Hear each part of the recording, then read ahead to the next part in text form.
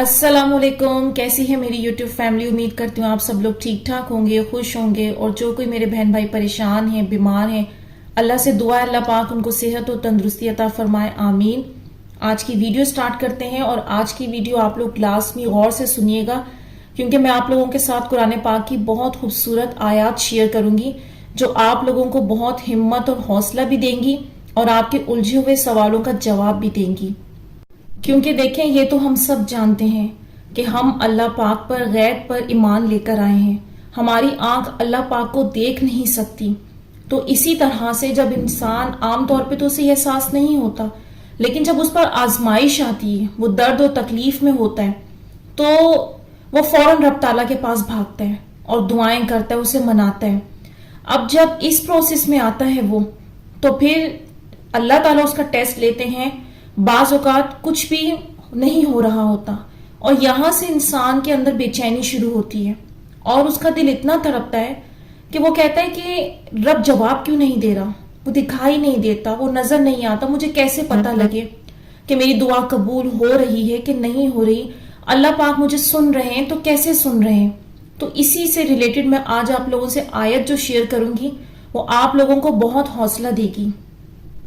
दुआ का इंतजार बेशक मुश्किल होता है, ऐसे ही तो अल्लाह ने इंसान को अशरफुल मखलूक का दर्जा तो नहीं दे दिया। जैसा दर्जा वैसा इम्तिहान, और सबसे ज्यादा तकलीफ नामुमकिन दुआओं में मिलती है। लेकिन दर हकीकत नामुमकिन दुआ ही यकीन का इम्तिहान होती है। इंसान रो रो कर पुकारता है, अल्लाह कहाँ है, तो मदद कब भेजेगा, मेरी दुआओं का जवाब क्यों नहीं दे रहा। तो फिर अल्लाह कुरान में इस तरह जवाब दे रहा है इस बात का। सूरह यूनुस की आयत नंबर 16 में अल्लाह फरमा रहा है, और तुम जिस हाल में होते हो या कुरान में कुछ पढ़ते हो या तुम लोग कोई और काम करते हो, जब उसमें मसरूफ होते हो हम तुम्हारे सामने होते हैं और तुम्हारे परवरदिगार से जर्रा बराबर भी कोई चीज पोशीदा नहीं है, ना जमीन में ना आसमान में, और ना कोई चीज कोई उससे छोटी है या बड़ी, मगर किताब रोशन में लिखी हुई है। ये अल्लाह का जवाब तहज्जुद में तड़पते दिलों वालों के लिए है। फिर आप लोग मान क्यों नहीं लेते? हम वो साफ कह रहा है। मतलब आप चाहे किसी कोने में बैठे रो रहे हो या आधी आधी रात को उठकर मना रहे हो, फिर कुरान पढ़कर रब ताला की हम्दो सना कर रहे हो, कुछ भी कहीं भी उससे नहीं छुपा होता आपका गम और दर्द। वो कह रहा है मुझसे कुछ भी पोशीदा नहीं। फिर ये जो शैतान हमला करता है कि कुछ भी नहीं होना, तो ये आयत याद कर लें, अल्लाह किसी भी लम्हे में बेखबर नहीं है आपके हाल से। एक कतरे जितना आंसू भी उससे नहीं छुपा। साथ ही वो कह रहा है किताब रोशन में लिखा है, मतलब ये हम आप खुशफहमी पाल सकते हैं कि हमारी कोशिशों से कुछ हो रहा है, जबकि उसने तो पहले ही सब लिख दिया है, जिसमें इन दुआओं का तड़प तड़प कर मांगना भी दर्ज है। जब मांगना दर्ज है तो क्या कबूलियत दर्ज नहीं होगी? बस बात यह है कि अभी वक्त आजमाइश है और इसमें सब नामुमकिन ही लगता है। अगर नामुमकिन नहीं लगेगा तो हम रोएंगे क्यों, तड़पेंगे क्यों, अल्लाह को मनाएंगे क्यों, मेहनत क्यों करेंगे? ये सब दर्ज है। वो आपको गुजरवा रहा है ताकि बेहतर इनाम से नवाजने के लिए, यूं तड़पने छोड़ने के लिए नहीं। अब सूरह इब्राहिम की आयत नंबर 19 से 20 में गौर कीजिए, जिसमें इरशाद कर फरमा रहा है, क्या तुमने नहीं देखा कि खुदा ने आसमानों और जमीन को तदबीर से पैदा किया है? अगर वो चाहे तो तुमको नाबूद कर दे और तुम्हारी जगह नई मखलूक पैदा कर दे, और ये अल्लाह को कुछ भी मुश्किल नहीं। अब देखें, जिनमें जिंदगी की मायूसी फैल रही है वो ये जान लें कि खुदा की कुदरत क्या है। ये आपकी तख्लीक ऐसे इत्तेफाक से ही पैदा नहीं हो गई। कोई ये दुनिया की तख्लीक कोई ऐसे ही नहीं बना दी उसने। वो खुद कह रहा है तदबीर है इसके पीछे। जभी तो ये इस वक्त की आजमाइश आपको समझ नहीं आ रही, और अगर थककर मायूसी से हार मान जाते हैं कि कुछ भी नहीं होता, नाउज़बिल्लाह कि कोई मदद नहीं आनी है, तो ये नुकसान किसका होगा? शैतान तो अपनी चाल चल देगा आपको अल्लाह से दूर करके, लेकिन खसारा सिर्फ आपका होगा। हमें तो उसका एहसानमंद होना चाहिए कि उसने खुद से जोड़ने के लिए दुआ के असबाब बना दिए, वरना हम अल्लाह को पुकारते किस सबब? ہمیں اس کی ضرورت ہے اور ہمیشہ رہے گی. اسے کوئی ضرورت نہیں ہے. جو تکبر کرتے ہیں، اکڑ کر زندگی گزارتے ہیں، تو پھر اللہ بھی کہہ رہا ہے کچھ مشکل نہیں اللہ کے لیے، وہ ہم سب کو ختم کر کے کوئی نئی مخلوق بھی پیدا کر دے گا.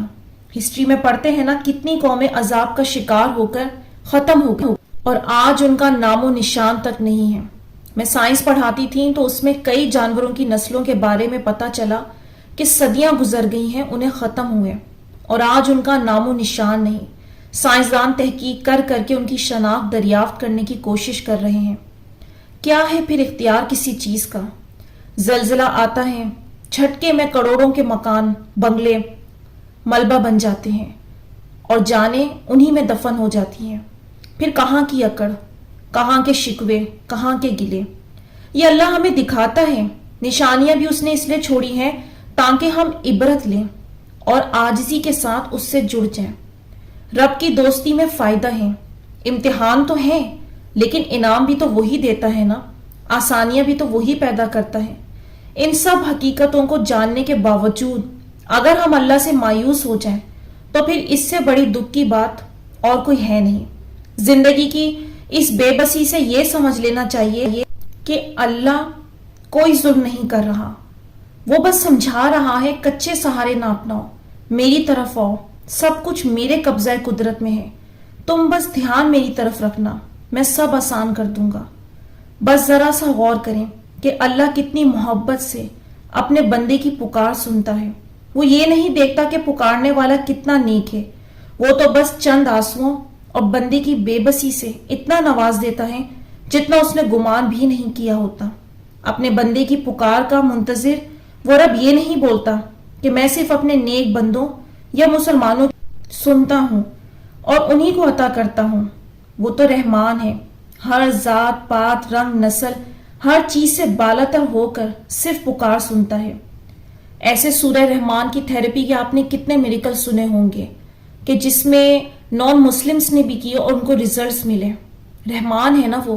جب وہ رحمان ہوتا ہے تو پھر وہ رحمان ہوتا ہے، پھر کچھ نہیں دیکھتا، بس نواز دیتا ہے. بس آپ کو تو اس نے یہ اختیار دیا ہے کہ آپ مانگیں، جس میں یقین کامل شرط لازم ہے. بلا جھجک مانگتے رہیں اور بے حد مانگتے رہیں. جو کچھ بھی چاہیے بس اسی سے مانگیں. وہ صرف دینا جانتا ہے کیونکہ وہ الرحیم ہے. یہ جو ہم بار بار امتحان سے گزرتے ہیں، بیسیکلی وہ ہمیں سمجھا رہا ہے کہ تم ہر چیز کی سوچ مجھ سے جوڑ لو. انسان ہوتا ہے جب کسی سے کسی کی دوستی ہو جائے یا کسی سے اچھے تعلقات بن جائیں، اس کا کام آسانی سے ہو جائے تو وہ خوش ہوتا ہے کہ اچھا ہوا اس سے دوستی لگا لی، اچھا ہوا اس سے تعلقات بنا لیے، آج نوکری مل گئی، آج رشتے ہو گئے، آج پیسے ادھار مل گئے. تو یہ دھیان چلا گیا اس کا مخلوق کی طرف. پھر اللہ تعالیٰ اس کو کسی نہ کسی مشکل میں ڈالتا ہے. پھر ایسی مشکل آتی ہے جس میں اس کو بخوبی احساس ہو جاتا ہے کوئی مدد کرنے والا جب نہیں ہوتا. لے آتا ہے اللہ تعالیٰ زندگی میں کہ آپ ہر طرف پکارتے ہیں تو کوئی آپ کی ہیلپ کرنے کو تیار نہیں ہوتا. تو رب تعالیٰ وہ ہمیں دکھاتے اس لیے ہیں میں سب کرنے والا ہوں، میں سب دینے والا ہوں. تو جب پکارتا ہے تو وہ نوازشات کرتا ہے. تو یہ بار بار امتحانوں کا آنا، وہ کسی بھی قسم کے امتحان کیوں نہ ہو، آپ کے کیسے ہی درد کیوں نہ ہو، بیسیکلی آپ کو وہ یہ سمجھا رہا ہے کہ تم نے صرف میری طرف دیکھنا ہے اور یہ ایمان رکھنا ہے جو کرتا ہوں میں کرتا ہوں، جو دیتا ہوں میں دیتا ہوں. اور جس دن آپ کی سوچ یہ بن گئی تو آپ دیکھیں گے آپ کا مشکل وقت خود بخود ٹلنے لگے گا اور آپ کے وجود کے اندر سکون آنے لگے گا کہ ہاں جو میرا رب کر رہا ہے وہ میرے لیے بہت بہترین اور اعلیٰ ہے. تو یہاں میں ویڈیو کا اینڈ کروں گی. امید کرتی ہوں آج کی ویڈیو نے آپ لوگوں کو کچھ ہیلپ کی ہوگی، کچھ مدد دی ہوگی. تو مجھے دیجیے اجازت، اپنی دعا میں یاد رکھیے گا، کمنٹس میں اپنی رائے کا اظہار ضرور کیجیے گا. انشاءاللہ نیکسٹ ویڈیو میں ملوں گی. اللہ حافظ.